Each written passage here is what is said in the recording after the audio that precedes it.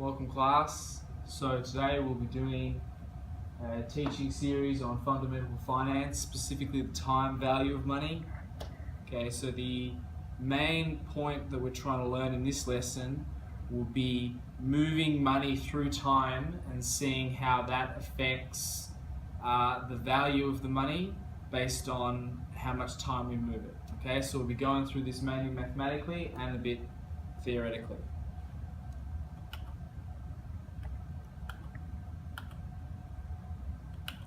So this is the general formula for moving cash flows forward in time. So we've got future value equals the cash flow times 1 plus R, which represents the interest rate, and all of that to the power of n, the number of years, or more specifically periods. Okay, so that is how we move a cash flow forward in time. And there is just the classification of what exactly all those things mean, which is obviously something you want to know how to do.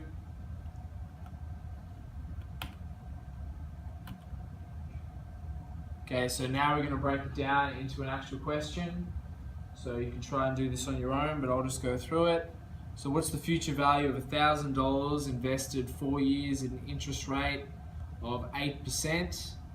Okay, so we've got to figure out which all of these numbers, we've got 1,000, 4, and 8.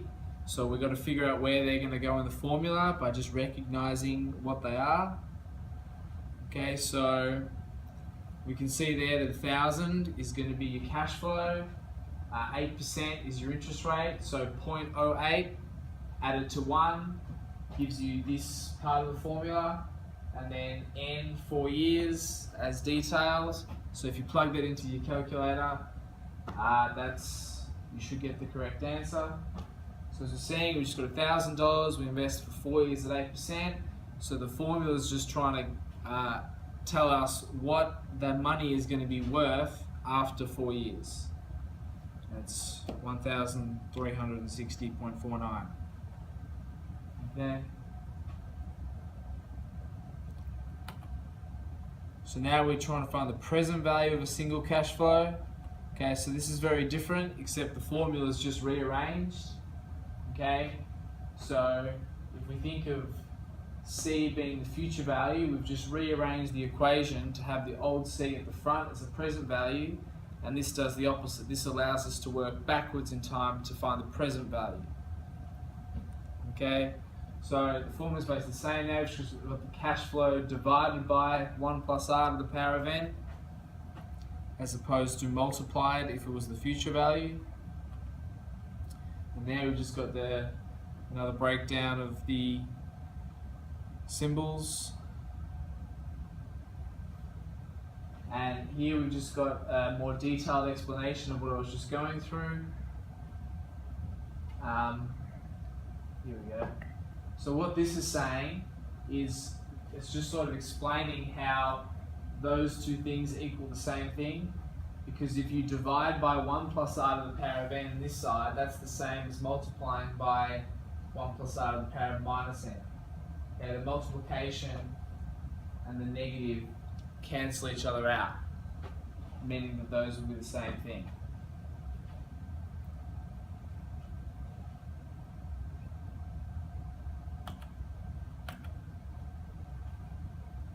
So we've got another question now. So now it's a present value question. So what's the present value of $4,000 to be received in 7 years if the interest rate is 5%? Okay, so we're going to divide. So we've got the 4,000, which is our cash amount, and we divide by 1 plus the interest rate, 0.05%, as a decimal of the interest rate, to the power of 7. Okay, so it's very similar to the first question, we just divide. We're done on time.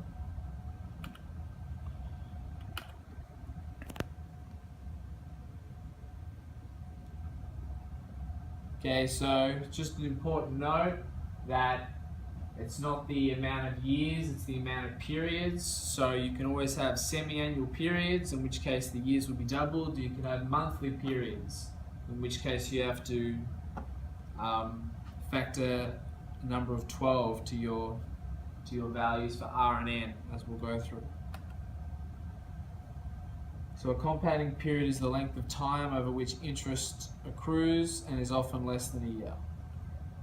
Since interest rates are usually quoted as per annum, which is per year, and periods of time are also usually quoted in years, we need to convert the interest rate and the time period in order to find R and N. Okay, so you can have, as I said before, you can have semi-annually or monthly. You can even have daily. So then you'll have to, multiply and divide accurately your values of R and N by 365 in this case, which we'll go through. Oops. It's just, in case you didn't know, how many times yeah.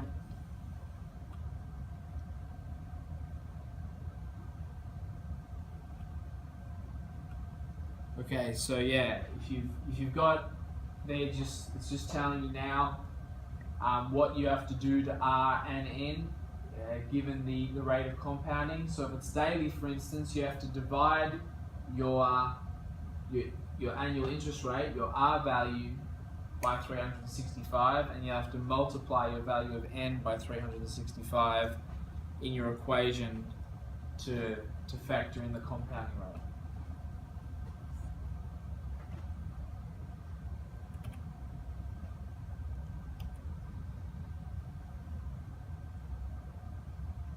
So the future value is 1,000 invested for 4 years at an interest rate of 8% with semi-annual now.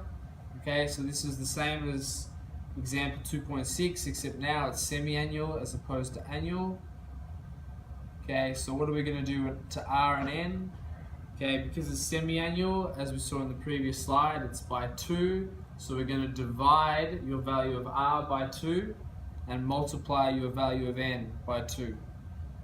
And you have to put those corresponding numbers into your formula to compensate for the rate of compounding, which we see is done there. Is put the new values in and we get a different number, a slightly higher number because it's being compounded more regularly. So moving on from lecture example 2.8.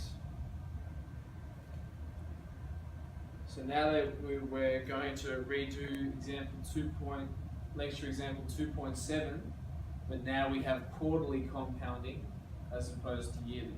So similar to the last question, what's going to happen that we'll see is our value for R will divide by 4 with quarterly compounding, and our value for N will multiply by a value of 4.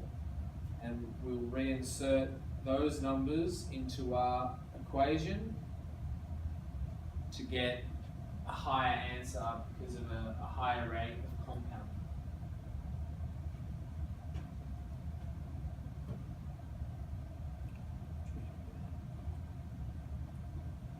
So now we're going to talk about continuous compounding. So in theory, compounding periods could become infinitely small and the number of periods infinitely large. This is called continuous compounding. Although interest can't literally be calculated in this way, many financial valuations involving growth in value other than from interest are based on the concept of continuous compounding. The formula for the future value of cash flow based on continuous compounding is as such. So we have the value for E in there. There's a little bit of a breakdown. So we've still got the future value, the present value. Okay, but E is the base for natural logarithms, which we use in this type of question, which is approximately, as you can see there, 2.7182818. The APR is the annual percentage rate that we'll go into more detail with, and Y being the number of years. Okay, so here we actually do need the number of years. Okay, and just noting that the number of years can be a fraction. Okay, so let's example 2.10. What is the future value of 2,000 continuously compounded at 5% for 3 years? So we'll just plug those numbers into our formula. Future value equals PV times E to the power of APR times Y. So the present value is 2,000. E, the APR, is 5%, 0.05 in decimal form, times 3 years. Plug that into a calculator, should be the right answer.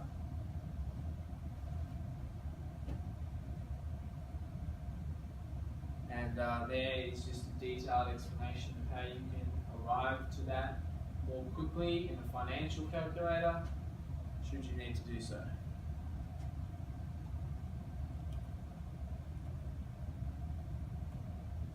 Okay, so the formula for present value of cash flow based on continuous compounding, again very similar, we've just rearranged it to get the present value as the prime function. So now we've got the cash flow divided by E to the power of APR times Y, as opposed to multiplied with the present value, with future value.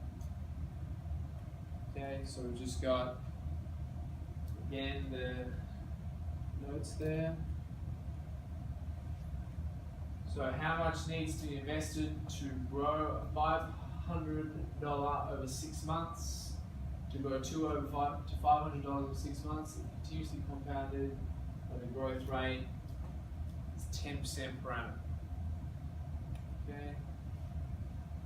So if we plug it into a formula, we'll see that 500 is our initial cash flow, future value. We divide that by E to the power of 0.1, representing 10% in decimal form, times 0.5, which is half a year. Number of years, 6 months, can be as a decimal or a fraction, so 0.5. And if you plug it into the calculator, you should get the right answer.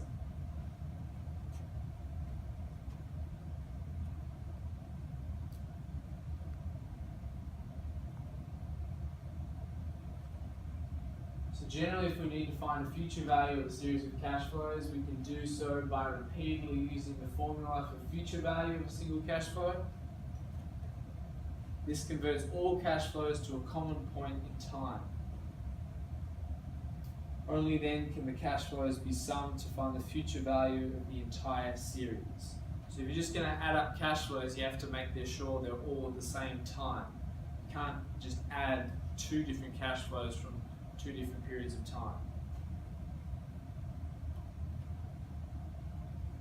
So, lecture example 2.12. What is the future value of the following series of cash flows as at period 5 if the interest rate is 6% compounded annually? Okay, so there are cash flows. So the first thing we need to do is we need to move all of these cash flows to period 5. Okay, so there's the first cash flow moved,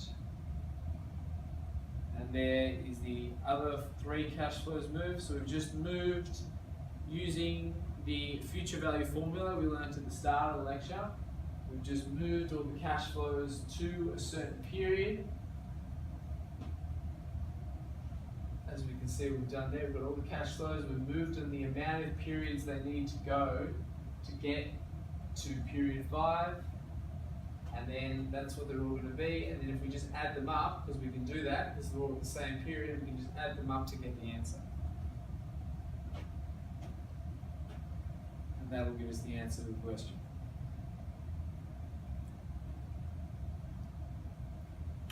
So now we're going to try and find the present value of multiple cash flows, which is going to be similar.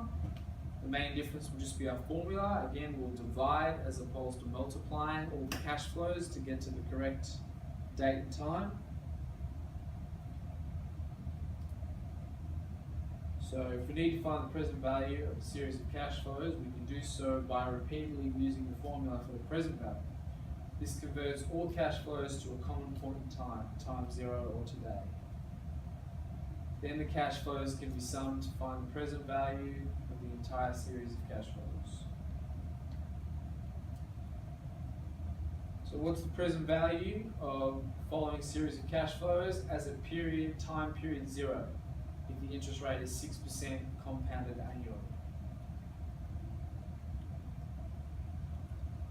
Okay, so we've done a similar thing. We've got all the cash flows. Okay, so now we're essentially dividing or multiplying to the power of minus values in order to get all the cash flows to time period 0. Okay, so this is what all those equations convert to. This is what they're all worth at time period 0. And then if we just add them up, which we can do again, because they're at the same point in time, we will get that answer.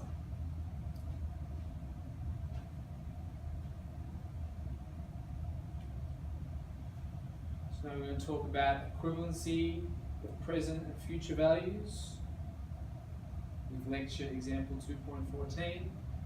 So using the formula for the present and future values of a single cash flow to demonstrate that the solutions to lecture examples 2.12 and 2.13 are equivalent.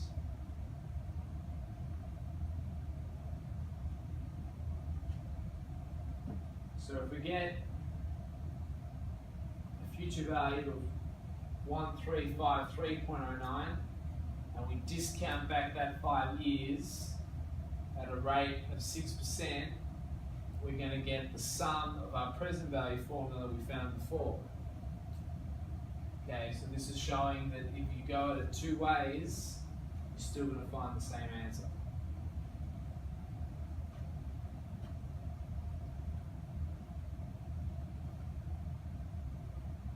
And we see that again, if we just rearrange the formula, we get the exact same thing. So now we'll be moving on from that to perpetuities. Specifically the present value of a perpetuity first. So many applications of financial mathematics involve periodic cash flows where the size of the cash flows remain constant or grows at a constant rate. And that's what we'll be delving into. So valuing these cash flows would be tedious using the techniques in the previous section, but fortunately there are some shortcuts that enable these valuations to be done with 1 or 2 calculations. Okay, so one of them is a perpetuity, which is a constant stream of equal cash flows continuing forever. Note that the first cash flow occurs at the end of the first period of the perpetuity. The formulas we will use for perpetuities and annuities will be based on this assumption.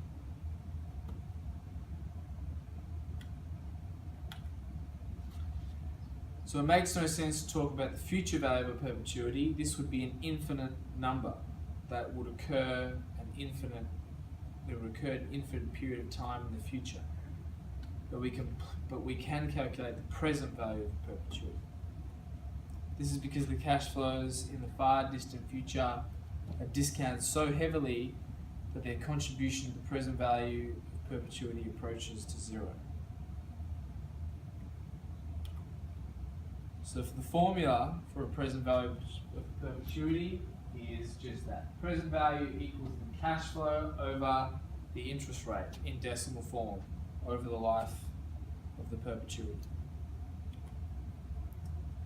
Okay, so there we've just got PV is the present value, C is the constant cash flow, with the first cash flow occurring 1 period in the future. That's important. A lot of students, they include the first cash flow and that will give them the wrong answer. It's really important to recognize that the first cash flow is 1 period in the future. And R is the interest rate per period. So lecture example 2.15 will go through the present value of a perpetuity. So what is the present value of a perpetuity of $200 to be paid every 6 months in perpetuity? With the first payment 6 months from now, if the interest rate is 12% compounded semi-annually. Okay, so we have to find our values for C and R. So a value of R is going to be it's 12% per annum, but because it's compounded semi-annually, we have to divide that number by 2. So our value for R is going to be 6%. Okay, so our cash flow was $200. We established that in the question. So 6% as a decimal form is 0.06. So if we just hit our cash flow divided by 0.06, that alone will give us the present value of our perpetuity, which in this case is $3,333.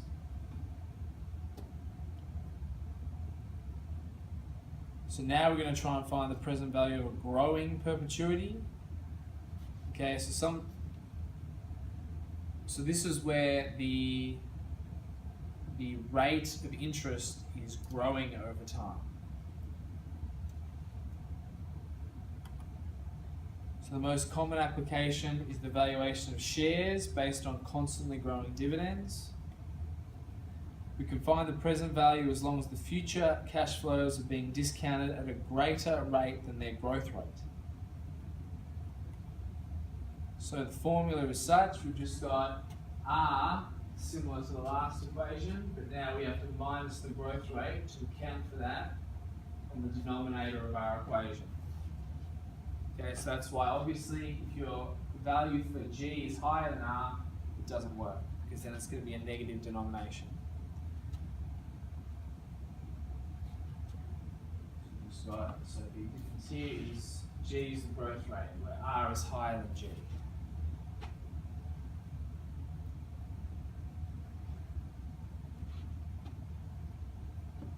So here we're just showing, so C1, as we've established before, is the cash flow one period in the future.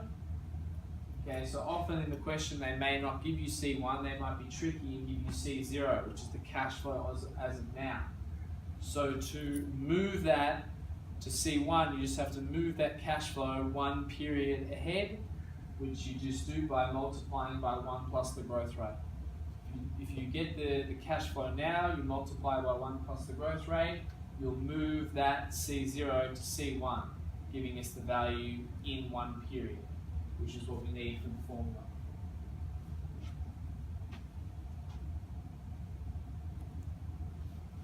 So this question, what is the present value of a growing perpetuity with semi-annual payments, an initial payment of $200 in 6 months, and growing at 2% every 6 months if the interest rate is 12% per annum?